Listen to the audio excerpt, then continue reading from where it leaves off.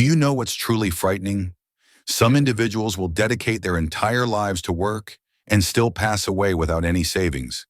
Not because they are lazy, not because they are unfortunate, but because of three habits they might not even realize are sabotaging their future. Ladies and gentlemen, I want you to listen closely because what I'm about to share is not just a theory, it's a harsh reality. Consider this.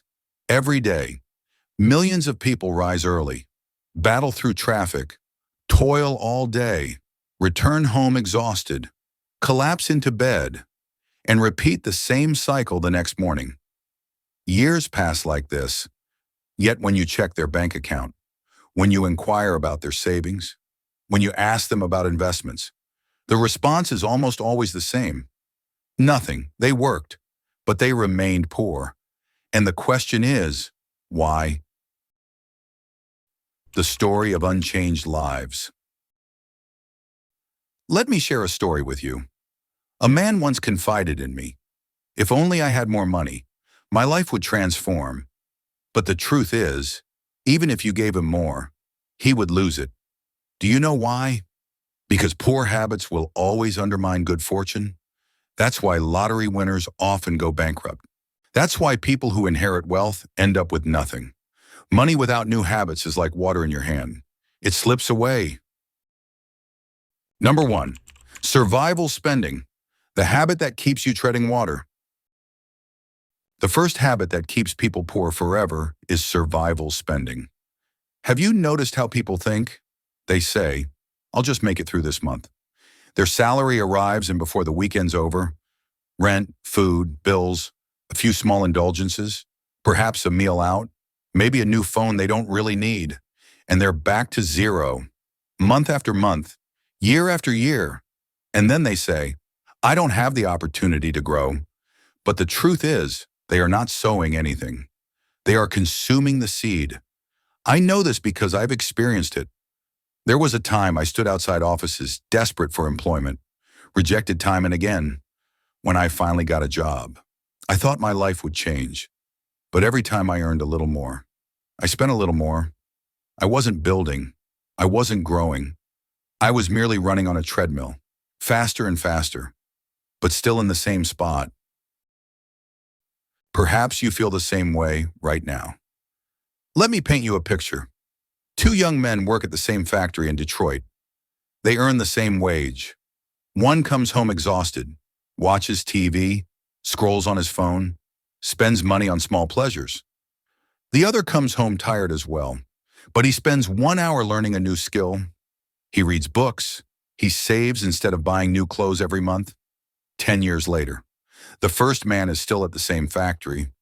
The second man now runs his own business. What's the difference?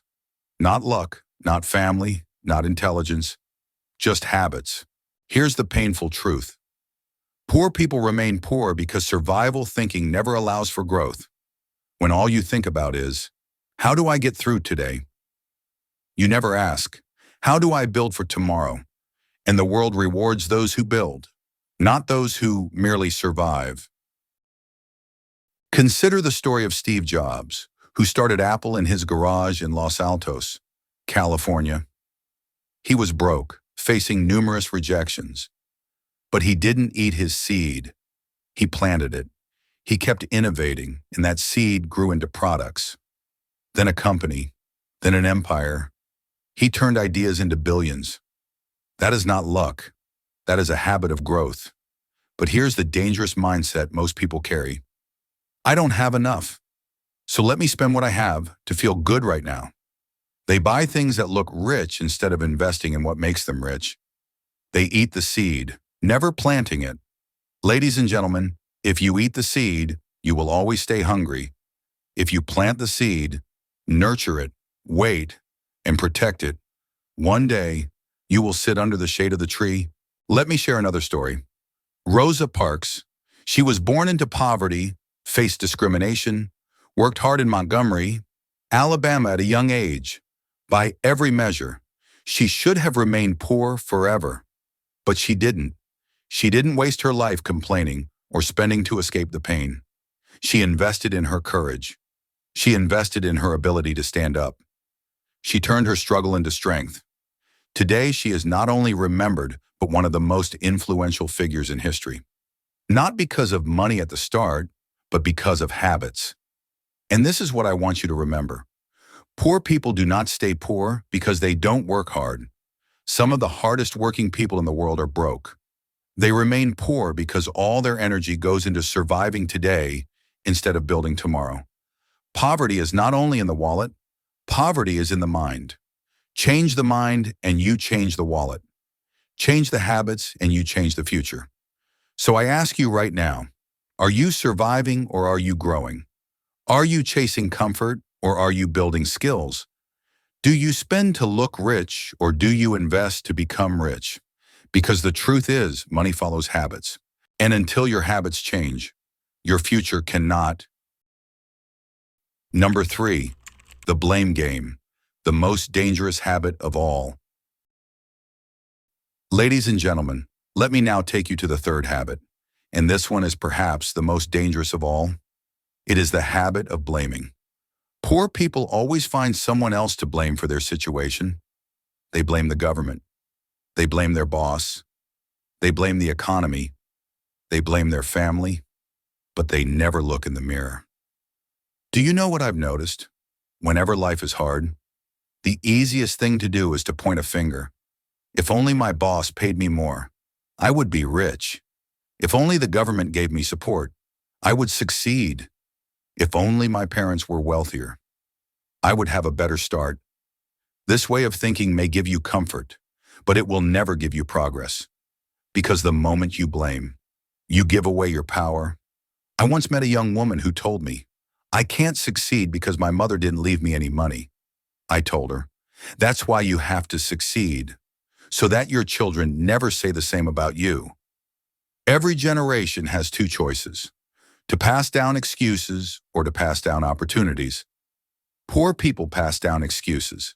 Rich people pass down opportunities. Another side of blaming is complaining. Poor people complain all the time. They complain about their job, but they never learn a new skill. They complain about their pay, but they never try a side hustle. They complain about the government, but they never even try to improve themselves. Complaining is addictive. It makes you feel like you are doing something. But in reality, you are doing nothing. Think about it. Have you ever seen someone complain their way into success? Never. The more time you spend complaining, the less time you have for action. Action creates results. Complaining creates nothing. Let me tell you a story. There were two shopkeepers in New York City. Both had the same problem. Their street had very little traffic. One of them complained every day. "The government doesn't care. The city doesn't support us. Customers never come." He sat in his shop waiting for change. The other one said, "If people don't come to me, I will go to them." She started delivering goods to nearby homes. She told her friends, "If you buy from me, I will bring it to your door." Slowly, people began to trust her. Her business grew. The first shopkeeper is still there, sitting, waiting, complaining. The second shopkeeper is now the owner of a supermarket. Same street, same problem, different mindset. Ladies and gentlemen, the habit of blaming and complaining is like putting chains on your own legs. You think the world tied you down? But in truth, you tied yourself. And as long as you live with excuses, you will never break free. Let me tell you something powerful. Your future is not decided by the government or your boss or your parents. It is decided by the choices you make today. When you blame, you delay. When you take responsibility, you take control. And the day you stop saying it's not my fault and start saying it's my responsibility, that is the day you begin the journey to wealth, freedom, and success. Final thought: breaking the chains of habit. Ladies and gentlemen, let me end with something you must never forget. Poverty is not only about money, it is a mindset. You can give two people the same amount of money, the same opportunities, even the same education, and still one will rise and one will fall. Because one changes his habits and the other keeps repeating them.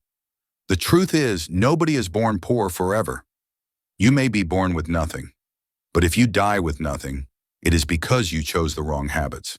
I know that sounds harsh, but reality is harsh. Life does not reward excuses. Life rewards discipline, courage, and action.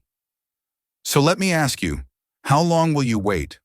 How long will you keep blaming, keep spending, keep procrastinating? How many years will you lose before you realize time is slipping away?